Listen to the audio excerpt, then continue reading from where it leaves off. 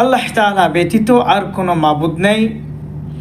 হযরত মুহাম্মদ সাল্লাল্লাহু আলাইহি ওয়াসাল্লাম আল্লাহর প্রেরিত রাসূল, আল্লাহর প্রেরিত রাসূল, যাকে সৃষ্টি না করলে পৃথিবীর কিছু সৃষ্টি হতো না।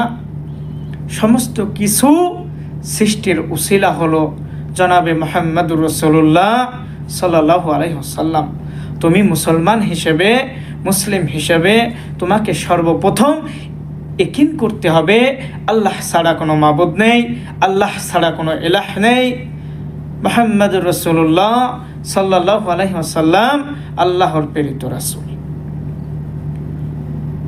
এমন একটা জজবা ভিতরে ঢুকাইতে হবে, যা কিছু হচ্ছে সব কিছু আমার আল্লাহ তাআলার তরফ থেকে হচ্ছে। আল্লাহ তোমাকে অসুস্থতা দিয়ে পরীক্ষা করতেছেন, গরিব বানায়া পরীক্ষা করতেছেন, ধনী বানায় আল্লাহ পরীক্ষা করতেছেন, কোটি টাকার সম্পত্তি দিয়ে আল্লাহ তাআলা পরীক্ষা করতেছেন, ধন সম্পদের মালিক বানায় আল্লাহ তোমাকে পরীক্ষা করতেছেন। সকল হালতে ধৈর্য ধারণ করবা। ধৈর্য ধরনেওয়ালার কত দাম আল্লাহ তাআলা বলেছেন।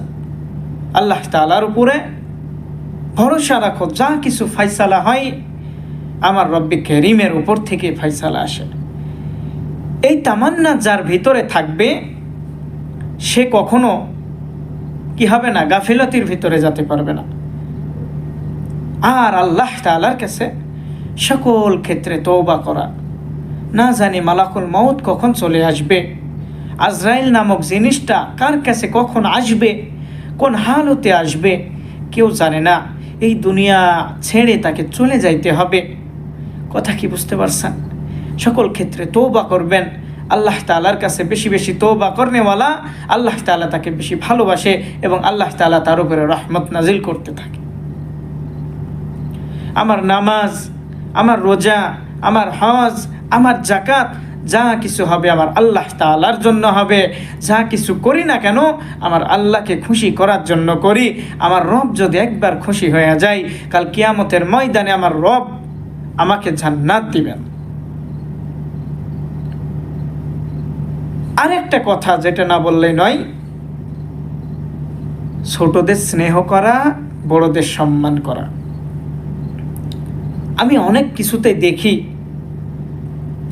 এটা বলে মূল আলোচনায় যাব। কথাটা হলো ওলামা একরামের বিরোধিতা না করা। এটা আমরা বেশি করি।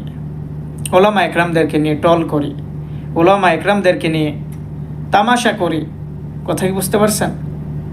ওলামা একরামদেরকে নিয়ে আমরা যারা লেখালেখি করি, আর আমি সূরা ফাতিহাই ভালো করে পড়তে পারি না, নামাজের তরিকা ভালো করে বলতে পারি না, ফেসবুকে একজন আলেমের নামে লেখালেখি করতেছি। সাবধান হয়ে যাও।